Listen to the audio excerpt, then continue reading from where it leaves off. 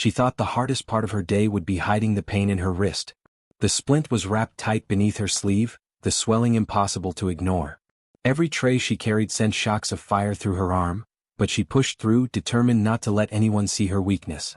The diner was full that night, families laughing in booths, the hum of fryers in the kitchen, the smell of coffee and grease mixing in the air. On the surface it was just another shift. But beneath it, something darker was brewing. From the moment she walked in, whispers followed her. Customers staring too long, smirks exchanged like secrets. A few men at the counter made jokes loud enough for the whole room to hear, their words slicing through her composure. And when she stumbled, just slightly balancing too many plates with one good hand, the laughter didn't stop. It grew louder, sharper, until it wasn't just a mistake anymore, it was entertainment. But humiliation wasn't the worst of it. No, what cut deepest was the silence of those who should have defended her. The silence of the manager who watched from the corner, arms crossed, eyes narrowed. The silence of co-workers who pretended not to hear. In that silence lived the truth. She wasn't just a waitress with an injury.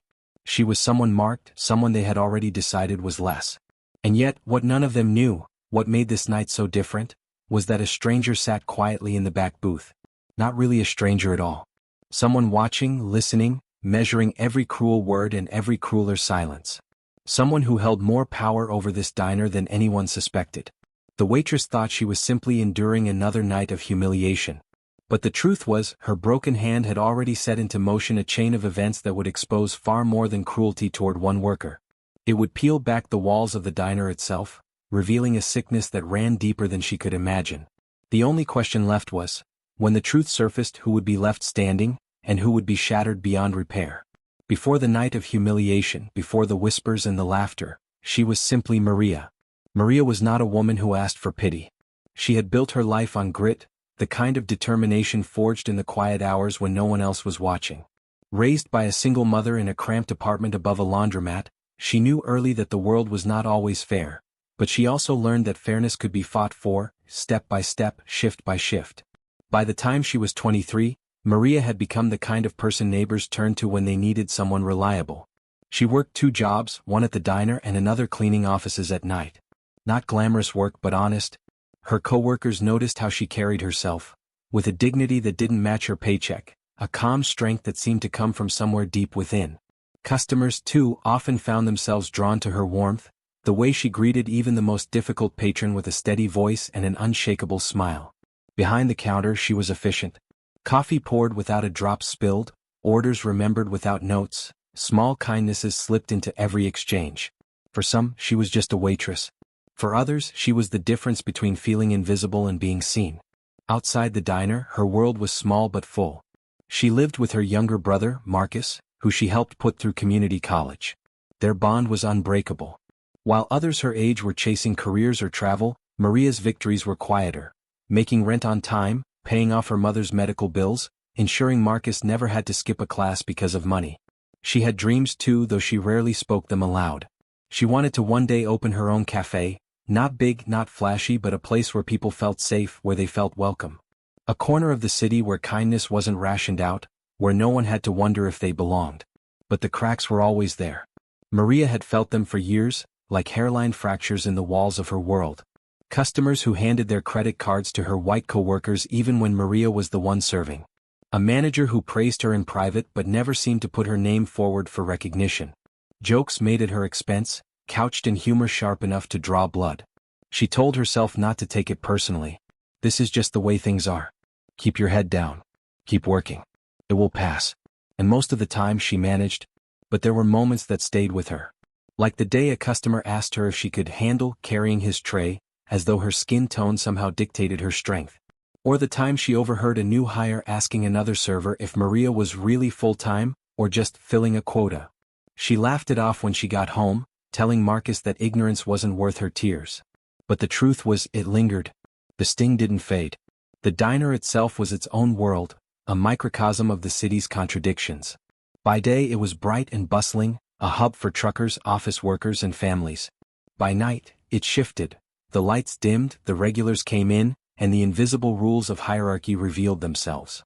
There were customers who expected respect without ever offering it, and co-workers who learned which tables to avoid, which conversations to sidestep. Maria navigated it all with quiet skill. But in every smile, in every nod of deference, there was also endurance. And endurance has its limits. The broken hand should have been her warning. She had injured it while rushing between tables, a slip that left her wrist sprained and swollen. The doctor had told her to rest, but rest wasn't something she could afford. Bills didn't pause for injuries, and neither did ambition. She wrapped it in a splint, tucked it beneath her uniform, and went back to work. To most, it looked like determination. To Maria, it was survival. She didn't know that her decision to keep working, to carry trays with one good hand and push through the pain, would become the spark that lit the fuse. Because in that diner, her broken hand wasn't seen as a mark of resilience. It became something else, something twisted by bias, by cruelty, by a system eager to turn strength into weakness. And the people around her, instead of offering help, would use it as an excuse to belittle, an excuse to humiliate, an excuse to remind her in their eyes she didn't belong. What Maria couldn't see yet, what no one could, was that someone else was watching. Someone whose presence in that diner was no accident. Someone who had the power to shatter the unspoken rules that had governed her world for so long. But before that reckoning came, Maria would be tested in ways she had never imagined. And the fractures she had ignored for years were about to split wide open, exposing not only the cruelty of strangers, but the hidden truths inside the very walls she worked in. The night was coming.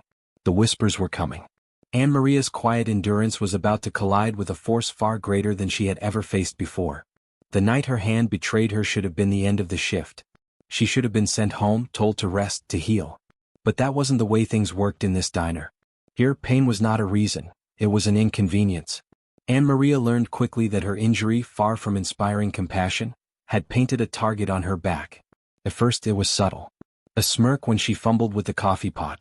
A glance exchanged between co-workers when she struggled to balance plates on one arm.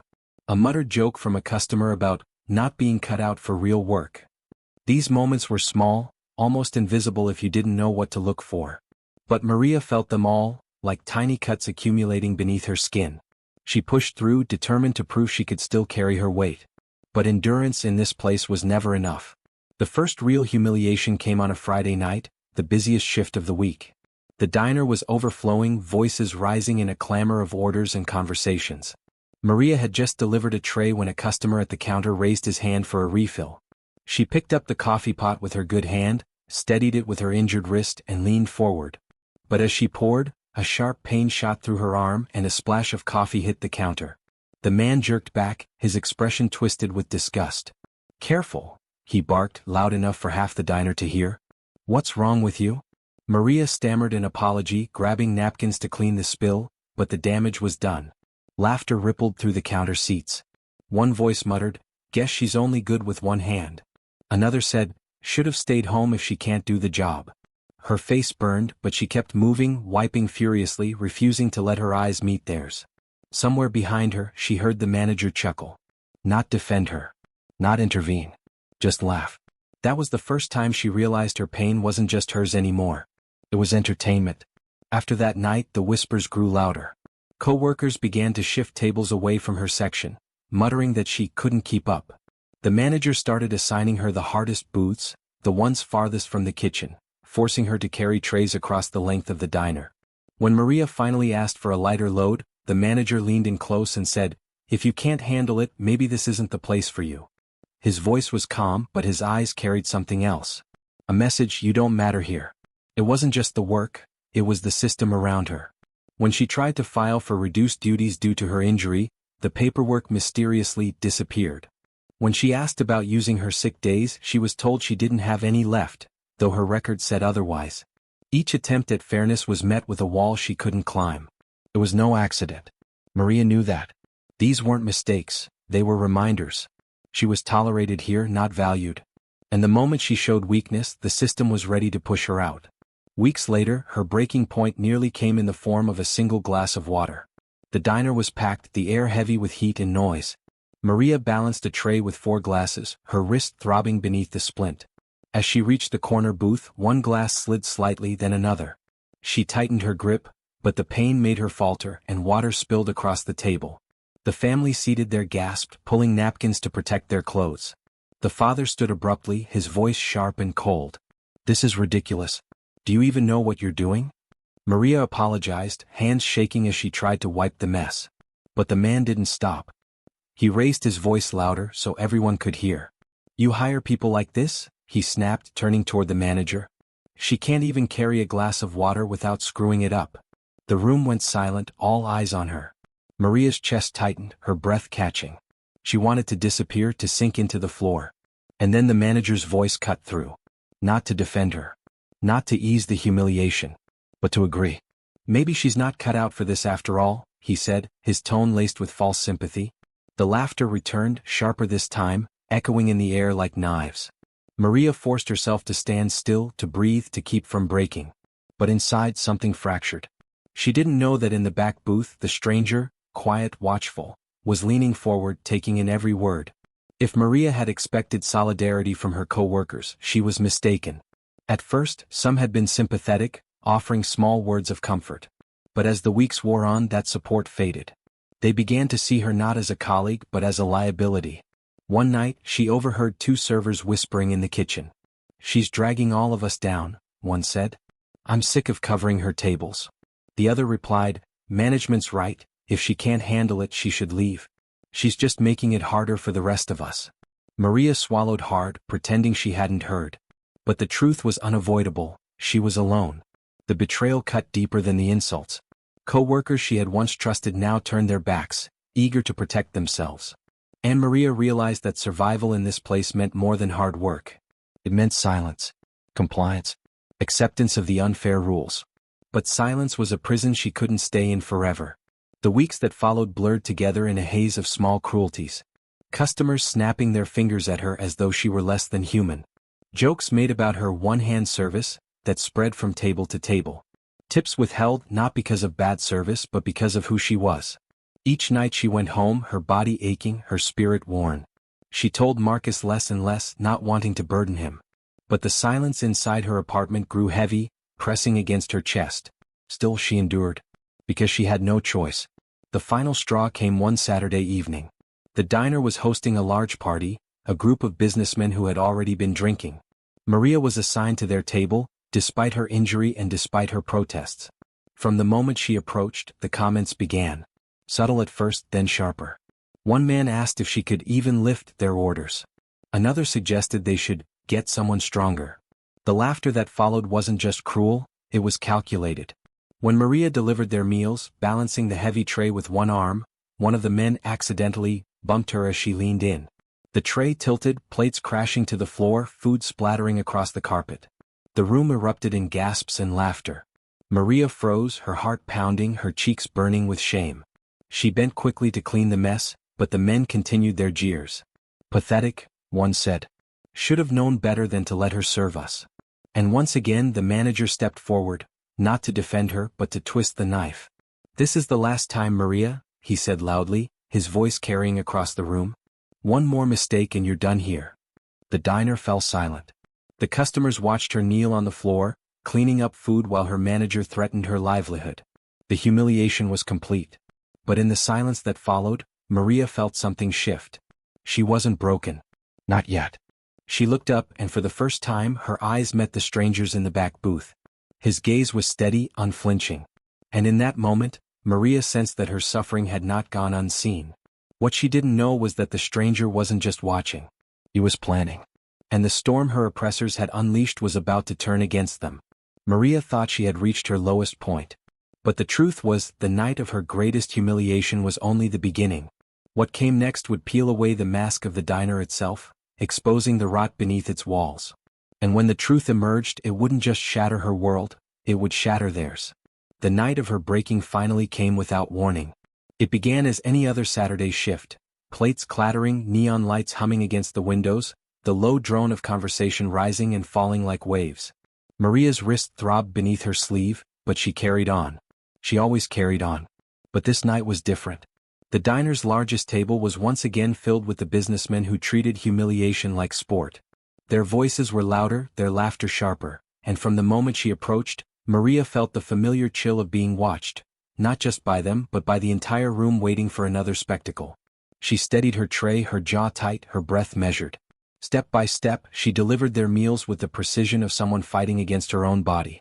And for a fleeting moment, It seemed she would make it through unscathed.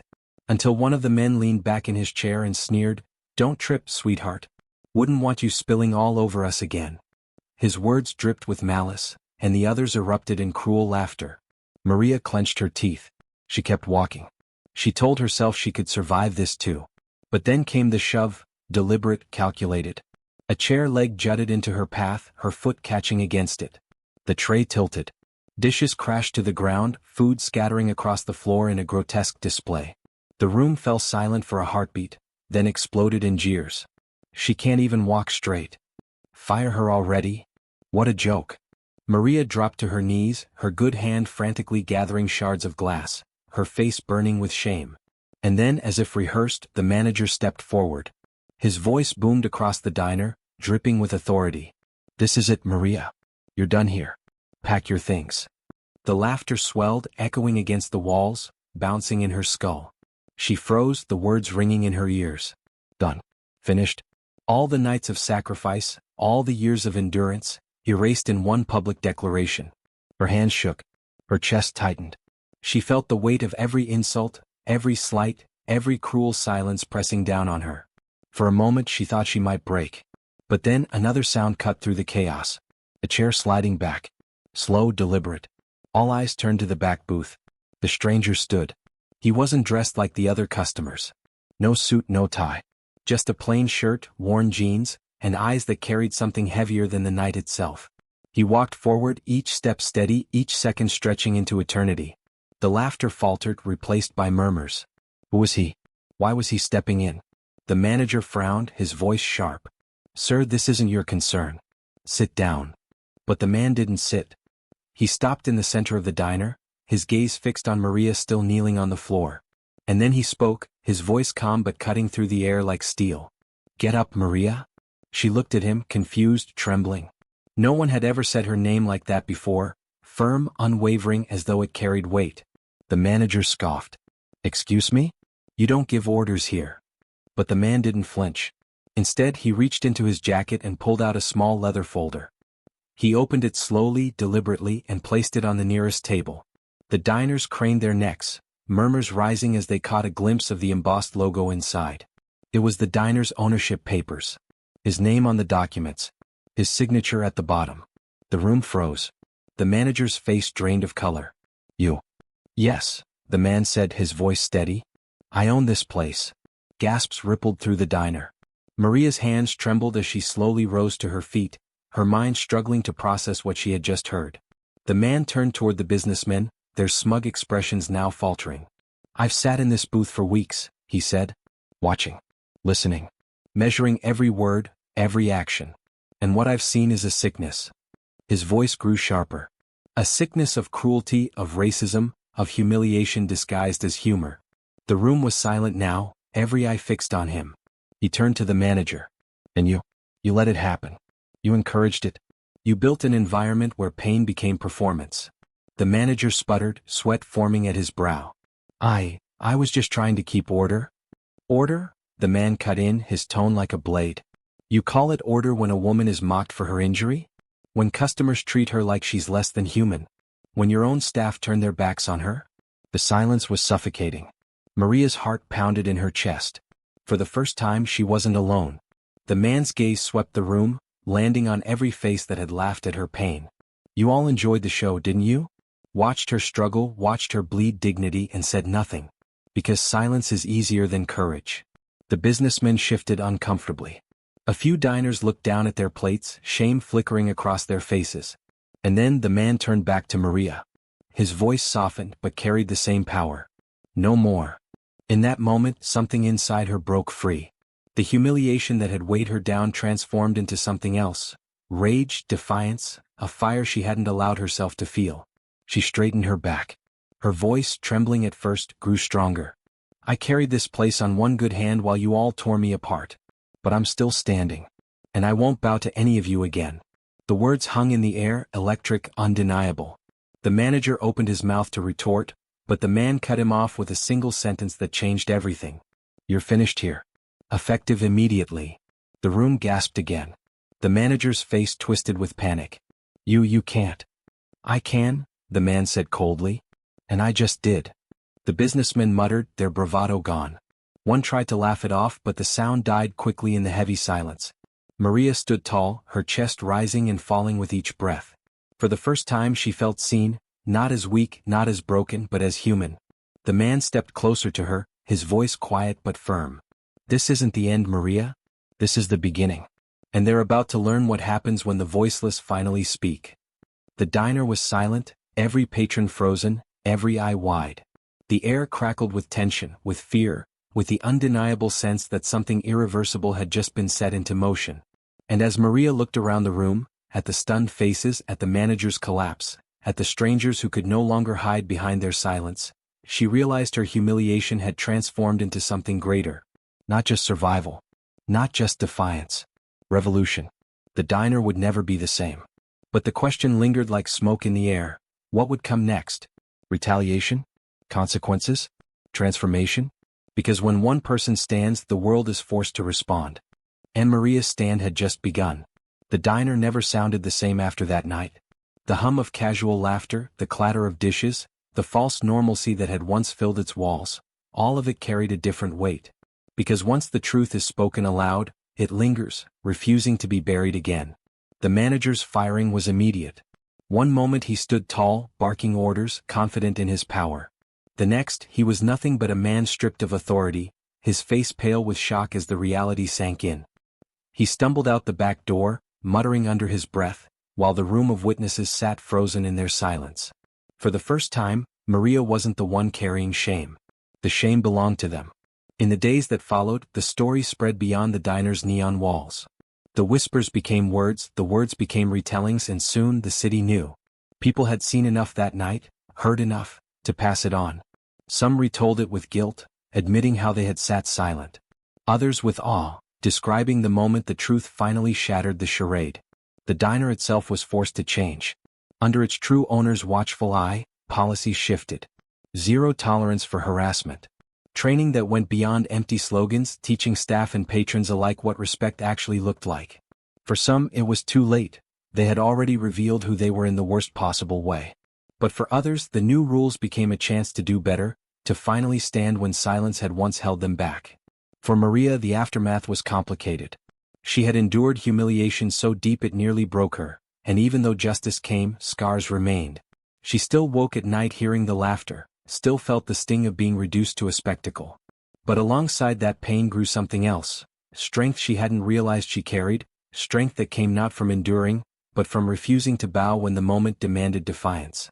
She continued working in the diner for a time, but she wasn't the same. Patrons who once mocked her now avoided her eyes, their shame a heavy silence. Co-workers who had turned their backs struggled to find the right words, their apologies shallow compared to the betrayal. Maria accepted none of it. Forgiveness was not hers to give so easily. Respect, she decided, had to be earned. But the true shift came when Maria realized her story was no longer hers alone. The owner who revealed himself didn't simply protect her. He exposed the system that allowed cruelty to thrive. He showed that silence from those with power is complicity, and that leadership means more than sitting in an office counting profits. It means standing where others fall, speaking where others choke, and dismantling injustice one wall at a time. The story rippled outward. Workers in other diners, in other restaurants, began sharing their own experiences. Whispers of harassment, of bias, of cruelty disguised as just business surfaced in the open. For every Maria who had endured in silence, there were countless others whose stories now found space to breathe. And the larger truth emerged. This wasn't just about one manager, one diner, or one night. It was about a system. A system that tolerated humiliation as long as it served profit. A system that devalued workers whose skin, accent, or body made them different. A system that thrived on silence, knowing that those who spoke risked losing everything. Maria's stand tore open that silence. The consequences reached further than she ever imagined. Local papers picked up the story, framing it as a wake-up call for workplace racism and abuse. Community leaders began demanding accountability in service industries. And customers, those same people who once laughed at her pain, were forced to ask themselves where they stood. Maria didn't become famous. She didn't want to. She wasn't looking for headlines or applause. What she wanted was something simpler, something she had long been denied: dignity. And in reclaiming her dignity, she gave countless others permission to reclaim theirs. Weeks later, she found herself sitting in the back booth, the same booth where the owner had once sat quietly watching. The diner bustled around her, but she noticed something different. When a new waitress stumbled with a tray, no one laughed. Instead, a coworker rushed to steady her hand. A small moment, but in its simplicity, it spoke volumes. That was the impact. Not grand speeches or viral headlines, but quiet shifts, day by day, in places where injustice had once gone unchecked. Still, Maria knew the work was far from finished. For every diner that changed, there were a dozen others where silence still ruled. For every story told, there were hundreds swallowed by fear. She understood now that racism and cruelty didn't vanish with a single confrontation. They adapted, shifted, hid in new corners. But she also knew this: once a voice rises, others follow. Maria carried that knowledge with her, wearing it like armor. She walked differently now, not bowed by humiliation but lifted by defiance. And though her wrist healed slowly, the scar beneath the skin became a reminder, not of weakness but of survival. The institution had been forced to reckon with itself, yes. But the greater reckoning belonged to society. To every workplace, every manager, every bystander who chose silence over courage. Maria's story was not the end, it was a mirror. And what people saw in that reflection was up to them. Because the question wasn't whether Maria had endured. She had. The question wasn't whether the diner had changed. It had. The question was larger, heavier, and it now belonged to everyone who heard her story. How many more Marias must there be before silence finally breaks? How many more workers must bend beneath humiliation before dignity is no longer a privilege, but a given? And how many more of us will sit in the back booth, watching cruelty unfold, before we realize that silence is itself an answer? Maria's story forces us to confront these questions. Not tomorrow. Not someday. No. Because racism doesn't just live in grand acts or public scandals. It lives in the whispers, in the laughter at someone else's pain, in the choice to look away. And every time we stay silent, we keep the sickness alive. So perhaps the most powerful legacy of Maria's stand is not just what changed inside that diner. It is the challenge it leaves for all of us. When the moment comes, when cruelty unfolds before your eyes, when injustice demands a response, will you stay silent? Or will you stand? What happened inside that diner wasn't just one woman's fight, it was a mirror held up to all of us. A reminder that silence is never neutral. Every laugh, every look away, every excuse keeps the cycle alive. Maria's story forces a question. When the moment comes when you see someone humiliated for who they are, will you stay silent, or will you stand? If this story moved you, don't let it end here. Share it. Talk about it. And add your voice below. Because change doesn't happen in whispers. It happens when stories like this ignite conversations we can't ignore. And if you want to hear more stories that cut to the truth, that shine a light where silence has lived too long, make sure you subscribe, turn on notifications, and join us here. Together, we can make sure voices like Maria's are never silenced again. The question now is, what will you do with this story?